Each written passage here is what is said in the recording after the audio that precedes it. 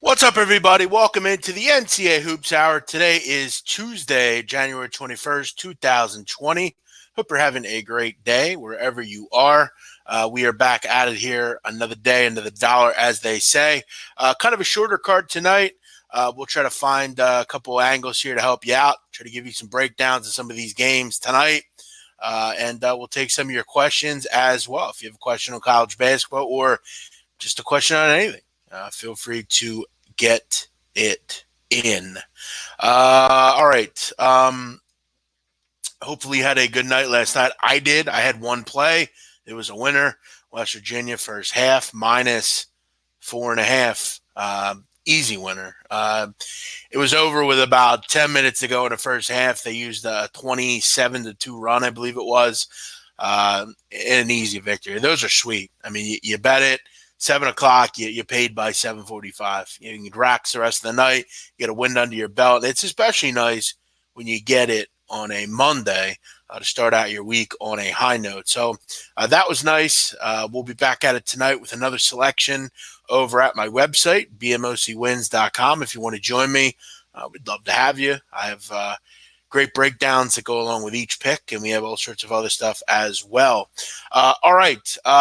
Not sure where the comments are. Usually we have plenty of comments by now. I don't know if there's something wrong with the comment machine or what, but I am here. I had to go to the dentist today, so it's always nice to get your teeth cleaned. You have your 6-month cleaning. Make sure you're going out and getting your teeth cleaned. Don't be that guy that doesn't do that. Always a nice feeling getting your teeth nice and clean and you know all the flossed and stuff and all the stuff they do there. So that was nice. All right, let's get after the card tonight and see what we have here. All right, first game we have the. I'm not going to go over every game. Just come of thoughts on some of these. Butler Villanova, obviously an interesting game in the Big East.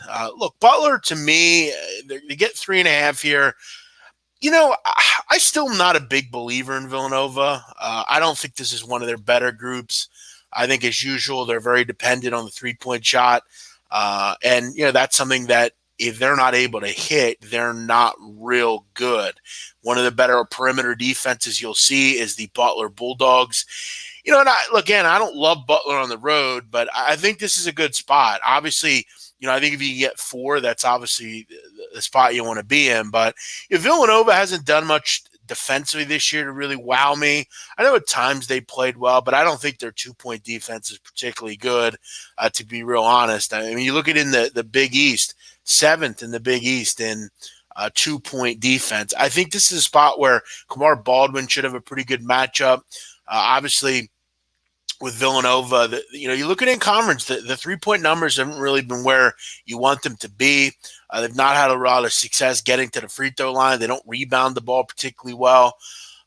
It's tough to bet against Villanova, especially when they're at Veteran Pavilion, which is their home court. But if you're going to give me 3.5, I'd probably have interest in Butler here. I think the game's close. I think it's a typical high-end Big East game. And you're going to give me basically, almost 2 buckets. I'm in. I think these teams are coin flippy, and I think what happens here is kind of similar to what Seton Hall was able to do to Butler last week. Again, Butler is not a great group on the road, and generally in college basketball, betting on a lot of road teams, you will not win. It's just that simple. But some decent wins. You went on the road and beat Providence, beat St. John's, beat Mississippi. Went out to Missouri and then played. So, again, I think this team has the capability to go on the road, and I think they are kind of built to handle Villanova. Villanova loves that 3-point shot. Butler's not going to allow Gillespie out there to just shoot away all game, and Sadiq Bey and all those guys. I think the best player on the court plays for the Butler Bulldogs. I would lean with them here. Thanks, everyone, for checking out the show. If you're on Twitter, I'd love to get your retweet. If you could retweet the show, it's always good to grow it. I know we just kind of started the show up again, but it's nice to have some people in here joining us on a regular basis. So if you're out there, grow the show, hit the retweet button. Don't be the guy that just lurks and gets all this free information and, do anything about it. Was I able to get I want to check out something real quick. And, I'm hoping we can grab a draw here in this Arsenal match. I didn't have a great day in the Premier League, but this would really make it nice because it was a plus 290. So it basically takes care of a couple losing bets and basically makes me even. So this would be nice to hit.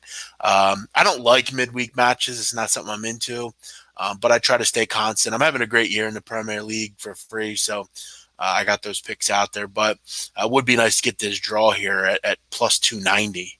But I'm sure as I say that, I'm sure someone will score. Jordan, Entoust, Tari, Daniel, AJ, and Ryan, thanks for watching. What do I think about UGA? I wouldn't be betting UGA. I think UGA is a bad basketball team, and as usual, they can't defend. Kentucky's just not a team I really want to jump in front of right now. They're a team that is at home in this game. They're playing well. They just had a nice road win the other night. Seems like they've responded well to John Calipari. Defensively, they've been terrific. I think if you could take away Anthony Edwards, you will take away anything that Georgia does well. I think after playing them, and I think it sets them up kind of in a better spot here. I think Kentucky wins, and I think they win pretty comfortably here. I've said for years Tom Crean's not a good coach, and it's been pretty clear that he isn't. I think Kentucky can really take away what Georgia wants to do with Edwards and some of the bigs. Look, I got to be honest. I feel like Nick Richards has played really well for Kentucky this year. If they could continue to get scoring out of him, they're going to do some great things this year because Higgins, quickly, Maxey, all those guys are terrific. Sestina gives them that veteran leadership. If you can get the same production out of Montgomery and out of Richards, this is a really good basketball team. And one thing I love about Kentucky is they don't hand the ball away because they don't make free throws. This is one of the better free throw shooting teams in the country. I mean, they're shooting it close to 80% on the season, 77%.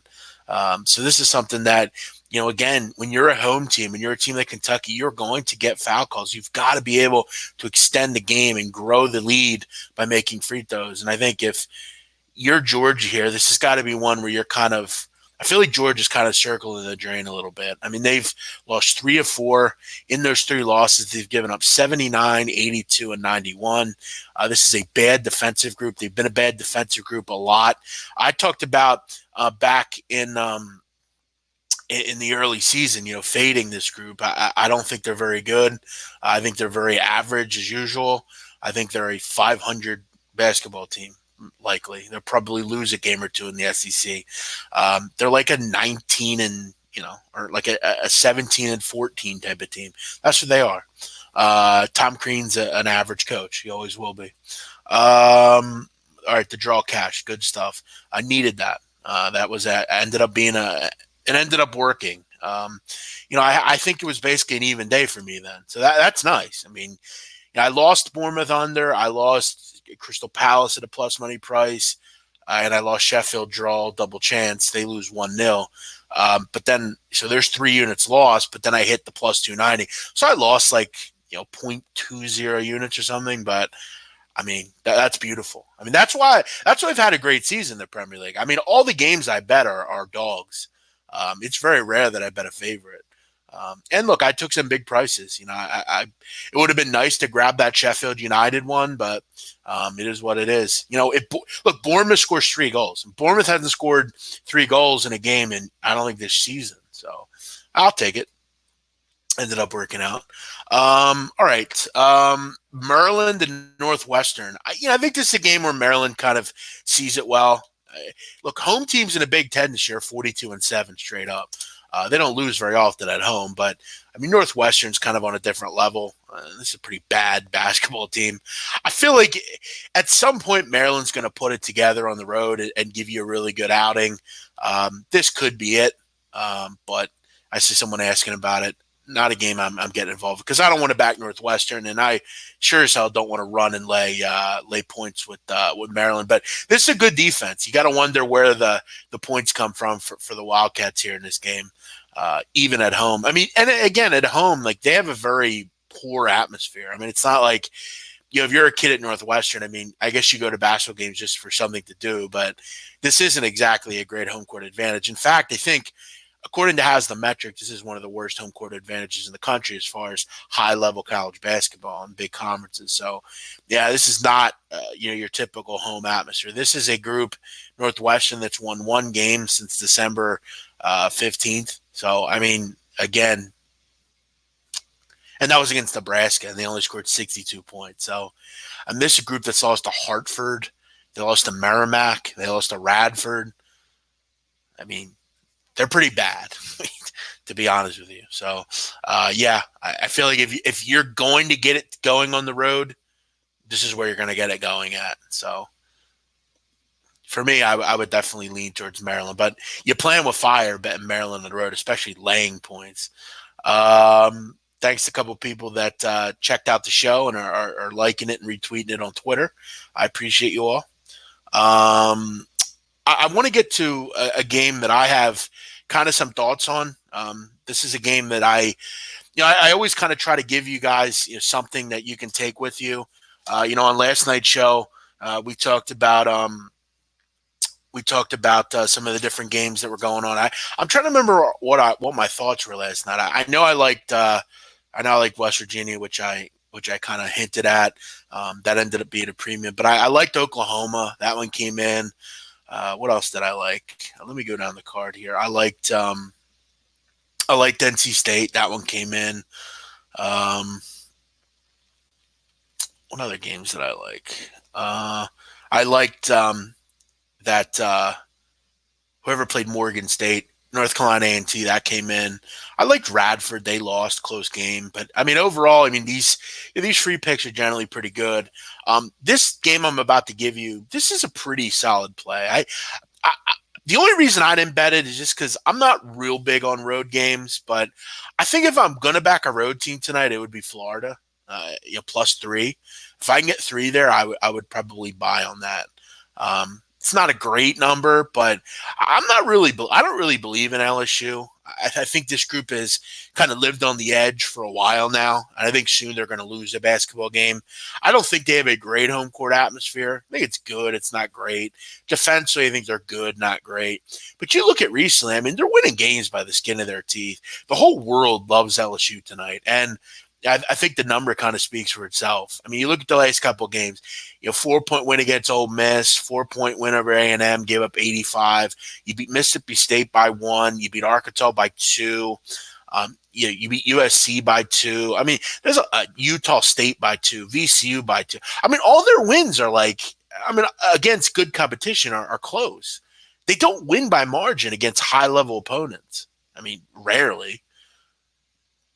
They did beat up Tennessee. Game I was on Tennessee. I remember that game. But, against good top 100 teams, they don't win by margin. And now you're asking me to lay over a bucket at home against a team that, I got to tell you, I think Florida's starting to figure it out a little bit. I want to take away the Missouri game because that was one of those outlier games where a team, they could have been playing their dream team and they would have won. Missouri couldn't miss, in that game.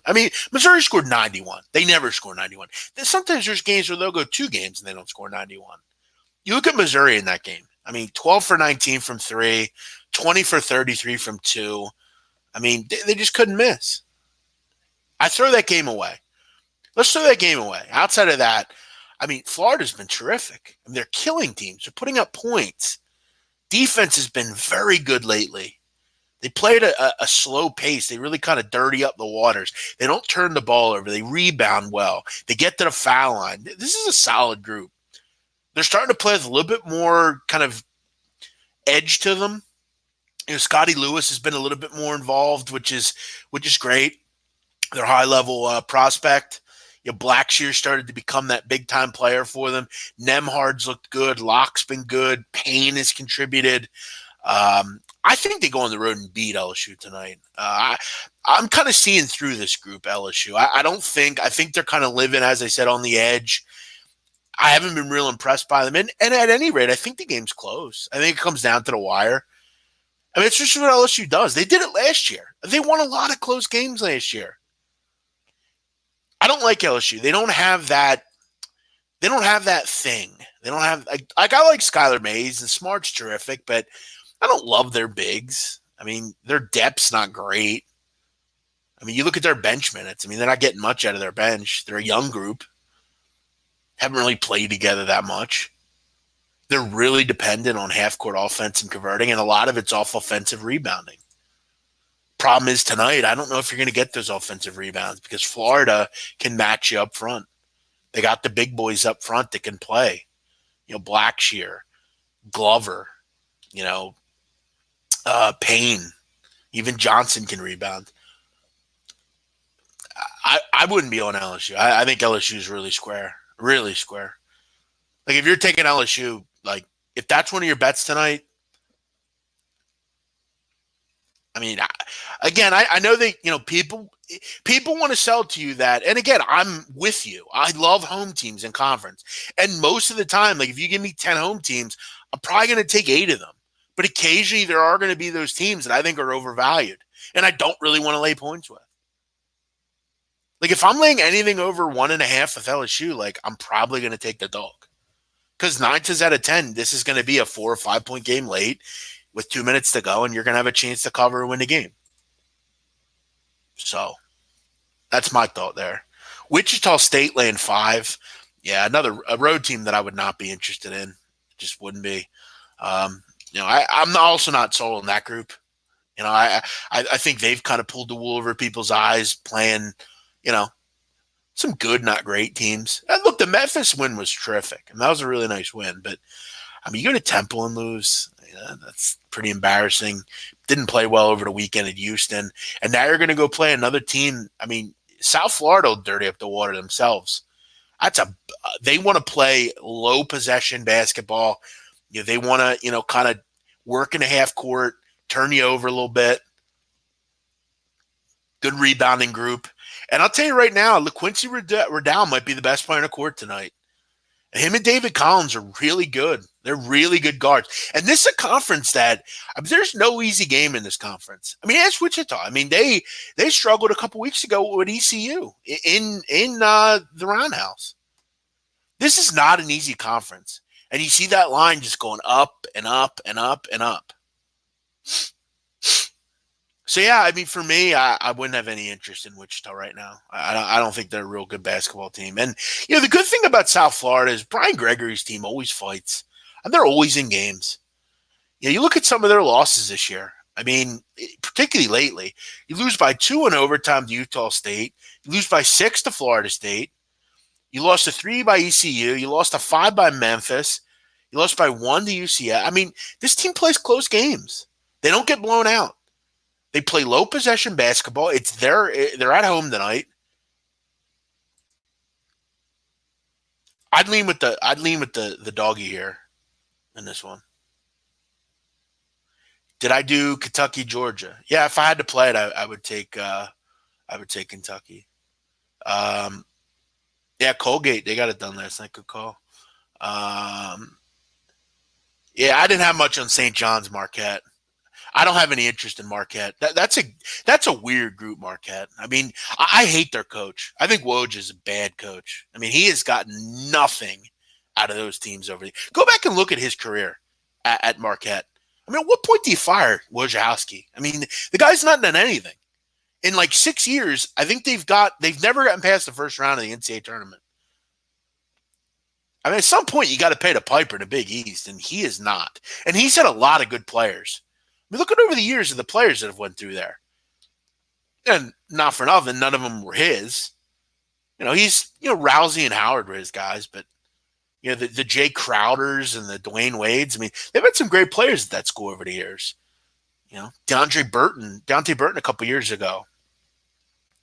He just doesn't get anything out of those teams. They don't defend well. Look at that group. I mean, outside of Howard, what the hell do they have? And I think it was pretty evident what players thought of him when the Hauser brothers left. That's a pretty good situation. You score a lot of points, you have success, but they didn't win anything there. Kind of sucked what happened to them because, they're not playing, which, again, if you look at college transfers, I mean, it's a fucking bunch of bullshit. How the fuck do you let certain players play and others don't? Well, what's the fucking checks and balance system there? Couple comments here. Does Duke cover 19 tonight? Yeah, that's a lot of points. That's a lot of points. And I've talked before about when you're taking an underdog above 10 points, 12 points, you're getting up into the 15, 17, 19 point range. If you look at a dog and you see a team, particularly on the road, how can they stay in the game? There's two things. Can they make threes and can they make foul shots? And do they turn the ball over? There's three things. Miami does not turn the ball over. Very good. Chris likes a good point guard. Do they make threes? Yes. 70th in the country. Shooting 36%. And do they make foul shots? Yeah, 72%. Not bad. Not great, but not bad either. They're not going to lose a game because of it. I know Duke is Duke, but I mean, what if they? I guess we're just banking on the fact that they've lost 2 in a row, so they're just going to come out and throttle their opponent. Remember when they lost to Stephen F. Austin? Come back, you beat Winthrop by 13. Miami's better than Winthrop, and I'm not comparing them, but it's not a real great time to back Duke, to be real honest with you. They're not scoring the basketball. Defensively, they haven't been great. But you're finally getting Duke at and you're still not getting Duke at full strength. I mean, Wendell Moore's still out. I mean, to be real with you, outside of Carey Jones and Stanley, they don't do a ton for me. And I like what Miami gives you. Miami has some guys that can defend. They can make some shots. They're not, this isn't a bad team. I mean, they're not, Alabama A&M, or they're not like a low-level ACC group. Larinaga, pretty good coach. I mean, can get to the hoop. Vasilovich, Magusti, decent defensive team. Play together for a while. Played a good schedule. I think they can hang around. 19 seems like a lot of points here. That's my opinion. I wouldn't be running delay 19 here. But, do what you got to do. Keep in mind, they went in last year and lost by 30. So, in Duke. But that Duke team last year was obviously pretty damn good, as we know. But yeah, if you had me bet it, I would take the points there. Because they do check the balance. They check the different balances for me. So there's three things. Do you turn the ball over? Can you make threes? And are you good at the foul line? Because all that stuff, free throws allow you to stay in a game. I've seen a lot of teams stay in games because they make free throws. They might even play well. But are you going to allow the team to just extend their lead because of short possessions and you give points away? None of which Miami really do. Baylor fucked me. Well, I told you shouldn't take Baylor. That one was pretty clear. Oklahoma's a pretty good basketball team. I mean, that's a good team. They should have won the game. You had to make that shot if you're Austin Reeves at the end there. Did I do Butler game? I did. Sports Keg, what's up? Good to see you. Hope you're doing well. What else did we have here? Okay, Ole Miss, Tennessee. This is an interesting game. Ole Miss has been pretty unlucky to me.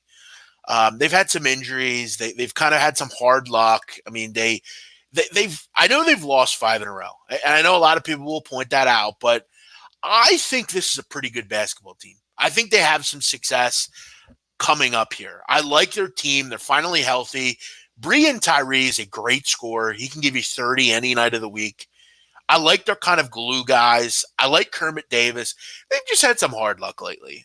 I'll be honest. The Florida game I take out of it. Tyree didn't play. Arkansas, they lose by 4. Last game against LSU, lose by 4 as well. Tennessee, I've kind of talked about as I'm waiting for them a little bit, but I think these two teams are pretty even, to be honest with you guys. I don't see a lot of, I don't know that Tennessee is going to blow anyone out. The turnovers continue to be a problem for Tennessee. I mean, Tennessee's turning the ball over on 21.2% of their possessions. That's a lot. I mean, that's near 300th in the country. That's bad. It's not like they're like 120. They're 285. They're not good. They turn the ball over too much. You're still getting Vescovi back into this lineup and comfortable. You just added Euros Pilisovic, a big. He doesn't really give you much offensive, good defensive player. But this is a team in Ole Miss that I think can hang in the game because they can score. But it was kind of an interesting one to talk about. Two teams that have kind of been underwhelming, you could say, this year. One game that I kind of chopped up as well was Wyoming and San Diego State. I think you're starting to see where SDSU is a little overvalued. And this is too many points. I know it's Wyoming, and I know that the Cowboys aren't good, and I know it's at Viejas and whatever, but this is a lot of points. They're 24 in a conference game. Go look at Wyoming's schedule. Are there going to be enough possessions in this game to cover 24? Look at their schedule. They don't get blown out. Look at Wyoming over their last 6 losses. Just one was, and it was to San Diego State. It was by 20. I mean, they play really slow. They're actually 4-1 as an underdog this year. Wyoming's done a nice job covering spreads, getting points. Now they're getting over 20, almost 25. And San Diego State, folks, this year, 1-4, laying 12.5 or more. They don't cover these big numbers. They never have. They didn't do it under Steve Fisher. They've not done it under Brian Dutcher either. And San Diego State, to be real honest with you, they're not the fastest team either. And they're really slow on defense. What's going to happen here is, I think the best friend to Wyoming tonight is the clock. They're going to burn, 20 seconds each time they have the ball. And San Diego State's going to take a lot of time too, because Wyoming, the way they defend is they want to make you work. They're a pretty good defensive team. For the talent they have to be where they are defensively is actually quite impressive. So this is a lot of points to give up in conference. And look, I wouldn't tell you that I wouldn't maybe consider the under here. You look at the last time these two teams played. I think it got to 124, I think. You look at tonight's total. I got to tell you, I don't think Wyoming gets to 50. I think this is like a 65-49 type of game. I think it's around like a 20-point win, but I feel like this is probably too many points. Total here 120.5. It's kind of low. I need a little bit more, but I mean, I don't know. I mean, San Diego State. You remember the San Jose State game? Remember the Cal Poly game? Those aren't good teams either, and San Diego State kind of sleepwalks because they don't have a ton of possessions. They're a lot like Virginia, frankly. They're obviously a little bit faster on offense, and they have much better talent, but defensively they play the same way. Very slow, going to take forever. They want to make you shoot the worst shot and have it take forever. And keep in mind, if you're Dutcher tonight, you're going to look to get your guys out. You got 2 road games coming up at UNLV and at the Pit. Those are not easy. You want to be able to take your guys out with, 5 or 6 minutes to go. You want to give them some rest. So you're going to have, starters against backups. And, San Diego State's not real deep. They don't have a ton of bench. So I think there's too many points. In a conference game, it's too many.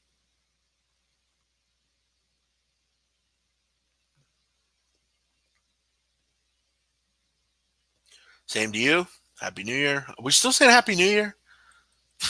It's almost February. We're still saying Happy New Year. But thank you. Same to you.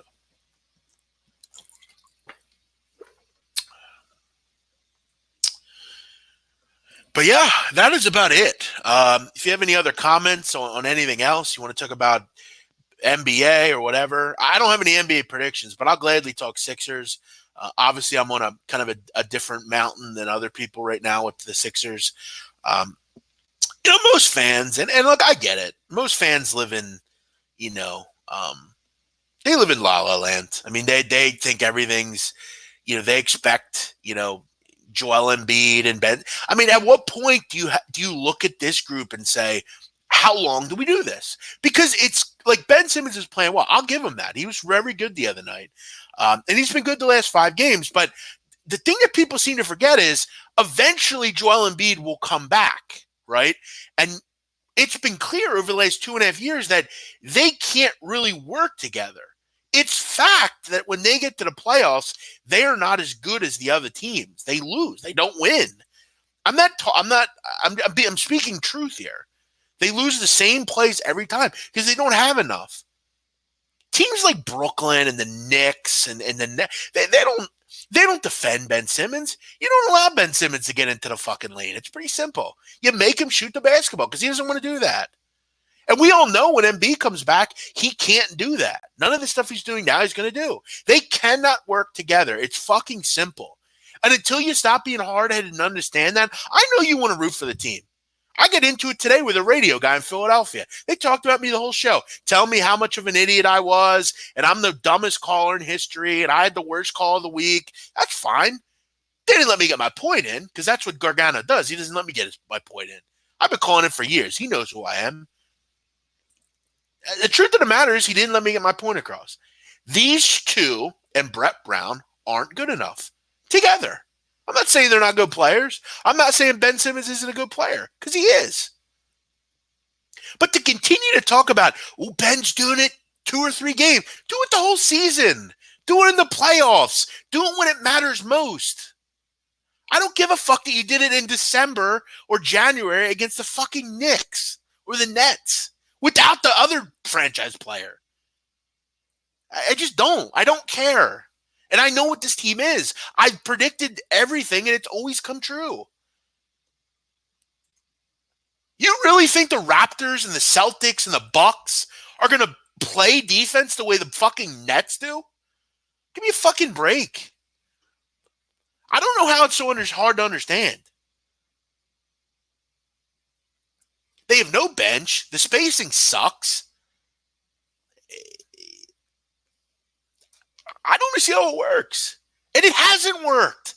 How long do you go with the potential? Well, if they both play well at the same time, we're unstoppable. I actually heard a fucking radio host of Philadelphia say that if they both play at the level they should, they would beat a team in the Western Conference. A good team. Are you fucking crazy? They don't ever do that, though. That's the point. It's always, well, they might get there. They might be good together. They might have potential. How long do you wait on that? Because we've waited about 7 years now in this fucking process. And it's still not. You know what they should do? And this is what I was trying to get to on the radio today before they cut me off. I'd like to see this group with another coach. Because I think you could probably get more out of them with another coach. I don't think Ben's the problem. I really don't. I think the coach is the problem. I've said that forever. But we just accept that Brett Brown's the coach because he's Brett Brown. Plus, keep in mind, I mean, for anyone that wants to talk about defense, first of all, Milwaukee, Boston, and Toronto are all better defensively than the Sixers. And I don't want to hear about what you think is the truth. Fact is, they're better defensive efficiency than the other 3 teams. It's that simple. And then I heard this. Well, why would you want to trade for D'Angelo Russell? He can't defend. Okay. Can he defend at Ben Simmons? Well, no. But he's not like J.J. Redick. And you can mask some of his defensive flaws because of the other people. The other guys are terrific defenders. And what happens is you're going to get much more offensively out of D'Angelo Russell that you're not getting with Ben Simmons. So it's all relative, and he works well with Joel Embiid. It would work well for both teams. Ben would be great with the Warriors, and D'Angelo would be great here. People just don't understand how good of a player D'Angelo Russell is. And the guy's having a superstar season. He's terrific. I don't want to hear that he's on a bad team because the same people talk about he's on a bad team. You're the ones talking how great Ben Simmons is for scoring a lot of points against bad teams. So I don't want to hear about bad teams. The truth of the matter is in Philadelphia, none of these fucking hosts will get on the radio with me in fucking person and let me debate them. None of them will because I'd fucking eviscerate all of them. They all live in this fucking happy la-la fan world where they're getting paid by the team and they have to give their opinion and they want to offend anybody. That's all these guys do. None of them know shit about sports. They don't know shit about anything. And what they do here in Philadelphia is they talk over you and basically hang up on you and tell you don't know anything about basketball. That's what they do. Because they have these like wank fests about Ben Simmons. They love Ben Simmons. No, let's get hyped because Ben Simmons had a triple-double and scored 30 points against the fucking Nets without Kyrie Irving. Give me a fucking break. The truth of the matter is, you need someone to coexist with your franchise player, and that's Joel Embiid. All right? I don't – you can continue to waste years, but eventually you're going to waste for too long. Oh, and then I love these people that do this too, right? You have these people that will say like, "Oh, well, look at this year. I mean, they're 3-0 against Boston." I don't give a fuck about a fucking 4-game, 5-game sample size against Milwaukee, Toronto, and the Bucks or the Celtics. Because coming into this year, you know what the fucking problem with Brett Brown is? He doesn't beat those teams. So I don't want to hear about one sample size on Christmas when you beat Milwaukee. If you actually think this team can beat Milwaukee in a 7-game series, you should be fucking committed. Because all of you are fucking bandaged up and you're papering over the cracks because Joel Embiid's not here and Ben's winning some games and he's beating the Brooklyn Nets and the Knicks. You know damn well in the playoffs, he ain't going to do what he did the other night. Because he can't. He's never done it. That's the point. So until some of you delusional fanboys stop understanding that none of the shit that you think's going to happen will happen, you'll be better off for it. Everything that I've said about this team has been true. Everything. But none of you want to realize it because you're living in some fantasy world that we're going to walk down Broad Street in a parade. It ain't going to happen with this team. It hasn't so far, and I don't understand why you continue to bother yourself thinking it's going to happen. They can't play together. It's not conjecture. It's not predictions. It's not whatever. It's fact. We've seen it time and time again. Do you really think there's an issue that they're fighting to be top 5 in the East? I got to tell you real quick before I go. Okay, let's look at the East right now. And one thing I find funny about Sixer fans is they never bring up the fact that, like, the Heat have eviscerated them this year. The Heat have beat them in every game, as far as I can remember. You look at the Bucks. Okay, they didn't beat the Bucks on Christmas. They didn't beat the Bucks on Christmas. Fine. You know how many losses the Bucks have this year? 6. You know how many wins they have? 39. You know how many road wins they have? 18. You know how many road wins the Raptors have? 14. They're 14-7. You know how many road wins the Celtics have? 11-9. You know how many road wins the Sixers have? 9. You know how many losses they have? 14. You know what the fucking common denominator is here, people? Those other 3 teams win on the road. And in the fucking playoffs, you got to win on the road. This team is worse than they were last year. Yet, for whatever reason, everybody thinks they're going to go and beat teams that they didn't beat last year. I mean, am I fucking nuts here with these people? They're so fucking delusional. I'm a 4-for-4 guy. They fail to see the fucking big picture. And what's so funny is none of the shit they say is even true. Sixers are so good defensively. They are. But there's other 3 teams are better. I mean, give me a fucking break with this team. I'm sick of hearing about it. I'm sick of all these people. Oh, the Sixers. Get the fuck out of here. Shut up. I'll tell you another team. Indiana. That's a good basketball team as well. They're breathing down the Sixers' neck. Even Indiana's 500 on the road. The Sixers are bad on the road. They're bad. They're like at the level of like Detroit and Chicago and Washington and Orlando.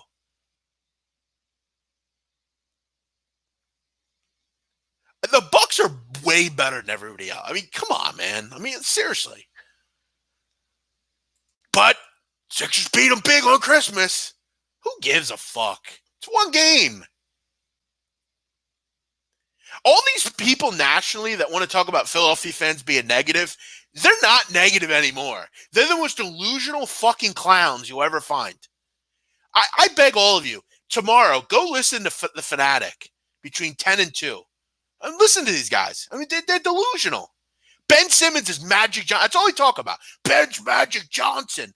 Come on, man. He talks today. He's Magic Johnson. Magic Johnson didn't shoot well in his career. You're talking about the NBA in the fucking 80s, dude. Get the fuck out of here with that. These guys are so delusional, some of these folks. And what's sad is they vilify people like me who actually are trying to make points, and they just drown them out. Oh, you're stupid. You don't know anything. You're nuts. Da-da-da-da-da. You just don't want to fucking listen. That's the point. You want to continue to live this fucking fantasy world that the Sixers are the great team. They actually said the Sixers can beat teams in the West, like the Lakers and Clippers. Come on, man. I mean, it's really delusional thinking. Really delusional. Crazy thing is, in the Western Conference, right, Sixers have 9 wins on the road.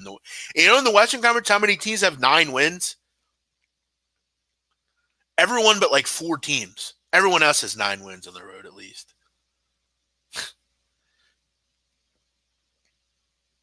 The Suns, right? The Phoenix Suns have been better on the road this year than the Sixers. The Timberwolves have been better on the road this year than the Sixers.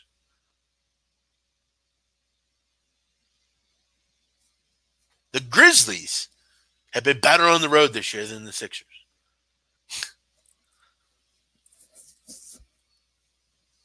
All right. I'm out of here. You all have a great night. It's always fun talking with all of you. I'll be on tonight, 10 o'clock Eastern. Don't teaser me, bro. Listen, all of you fucks in here, all of you on this chat box, I want you to do something for me tonight. All of you. I want you to call me tonight and let's talk on my show tonight. I take phone calls. You can introduce yourself, say hello. I know none of you fucks are doing anything. You love content. Come listen to me. Give me a call. We'll talk. Talk Sixers. You have a fucking comment on the Sixers? Come talk to me. Let's talk. I might actually do that tonight. Second half hour, I might have a Sixers guy on because I want to talk to these fucks. I want to get into the delusionality of them. So, premium plays, you can find them right at the bottom there. BMOCwins.com, the best of the best. On a nice little run right now, having a good season. So, if you want to check me out, check me out. It's up to you. Sixers having to spend more money on Ben Simmons to make sure the media protects their horrible investment. I mean, I don't know about that. I mean, Ben's definitely a rigid dude. Yeah, I mean, 1 or 2 games ain't going to change the narrative on Ben Simmons. I hate to tell you. All right, I'm out of here. Catch me tonight on the Don't Tease Me, Bro podcast live at 10 o'clock. Mike Randall will join me tonight from the Action Network. On the Screener podcast, we'll talk to Mike about college hoops. Always gives great opinions. One of my favorite people to talk to. So join us for that. See you later.